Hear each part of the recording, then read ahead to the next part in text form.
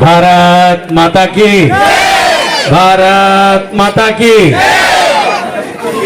एक विश्व गुरु था और आज भी है, लेकिन हम अपनी प्रतिभाओं को छुपाते जा रहे हैं या खोते जा रहे हैं। जैसे हनुमान जी को याद दिलाना पड़ता था कि आप अतुलित बलशाली हैं, आप में वो सारी सामर्थ्य है जो आप विश्व के हर क्षण, हर समय, हर व्यक्ति में विद्यमान हो सकते थे। तब उनकी ऊर्जा जागृत होती थी।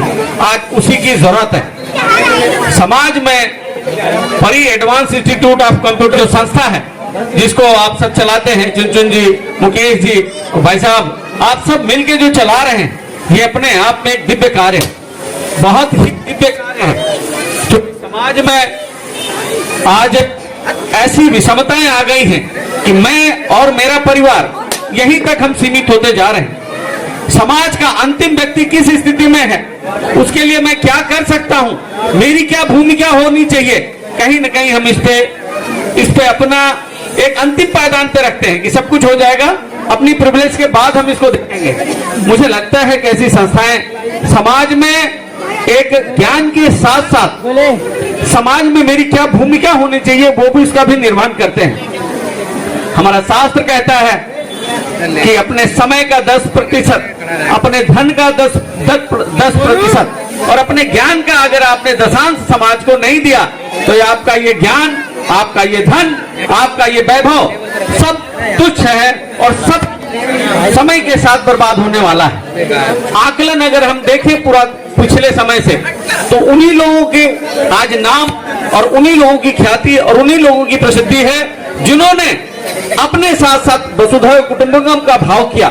आज ऋषि मुनि, आज हमारे तपस्वी, समाज के जो अपने को खपा देने वाले स्वतंत्रता सेनानी थे, आज समाज उन्हीं को याद करता है। क्यों नहीं, कितने करोड़पति खरबपति तब भी हुए होंगे, आज भी हैं, लेकिन स्मरण किसको किया जाता है? जिन्होंने अपने धन से, अपने मन से, अपने धन से समाज को सींचा है, अपनी जिम्मेदारियों को संभाला है। मुझे लगता है कि जितना धन्यवाद किया जाए चुनचुन जी का, भाई साहब का, मुकेश जी का, ये कम है। और आप सब बच्चे जो इससे लाभ ले रहे हैं, निश्चित तौर पे हमारी प्रतिभाएं बहुत सारी हैं। जब मैं आप लोगों को देखता हूं तो बड़ी खुशी होती है। इतनी सारी प्रतिभाएं छुपी हुई हैं, इनको जितना मंच मिलेगा, जितना इनको प्लेटफॉर्म मिलेगा, इनको शिक्षा मिलेगी, इनको ज्ञान मिलेगा, वो उतने ही आगे जाएंगे। आज आपको बताते हुए खुशी हो रही है कि हमारे देश की राष्ट्रपति, आपने नाम भी नहीं सुना होगा इससे पहले, वो वनवासी क्षेत्र से आती थी, पढ़ने के लिए विद्यालय नहीं था, घर में रोशनी नहीं थी, लालटेन से पढ़ाई करती थी। आप जैसी थी, आप में भी वो क्षमता है, आप भी वो बन सकते हैं। इन प्रतिभाओं को जगाने के लिए परी एडवांस जैसी और बहुत सारी संस्थाओं की जरूरत है। हम सबके तन, मन और धन की जरूरत है।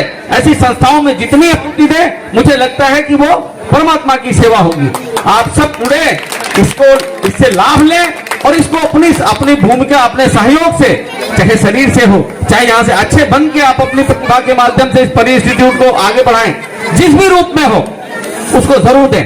देखिए, त्रेता में भक्ति का समय था, भक्ति काल के माध्यम से लोग परमात्मा को प्राप्त करते थे।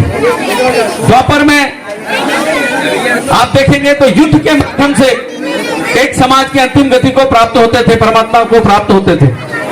कलयुग एकमात्र माध्यम है जिसमें संगठन का बहुत बड़ा योगदान है। कलयुगे संघे शक्ति, केवल संगठन के माध्यम से ही समाज को उन्नत किया जा सकता है। और यकीन मानिए, जब हम स्व में स्थित होंगे, हम सुधरेंगे, युग सुधरेगा, हम बदलेंगे, युग बदलेगा। जब ये भाव आ जाएगा कि मैं परिवर्तन अपने आप से चालू करूं, तो परी एडवांस जैसे बहुत सारी संस्थाएं निकलेंगी। आप जैसे जो बच्चे यहाँ से निकल के जा रहे हैं, वो भी इस संस्था से जुड़ेंगे या अपने माध्यम से और संस्थाओं को सहयोग करेंगे और एक सामूहिक वातावरण बनेगा जिससे हमारा समाज आगे बढ़ेगा।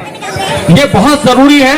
हम सबको चिंतन करने की जरूरत है कि ऐसे माध्यमों से, ऐसे संगठन से समाज का अंतिम व्यक्ति पे जो बैठा हुआ हमारा बच्चा है, हमारी बेटियां हैं, हमारे बच्चे हैं, हमारे नौनिहाल हैं, जो भारत का भविष्य है, उनको हम एक प्लेटफॉर्म दे रहे हैं, उनको एक ऐसा मंच दे रहे हैं कि वो भी अपनी प्रतिभा के माध्यम से समाज में एक महत्वपूर्ण भूमिका निभा सकते हैं।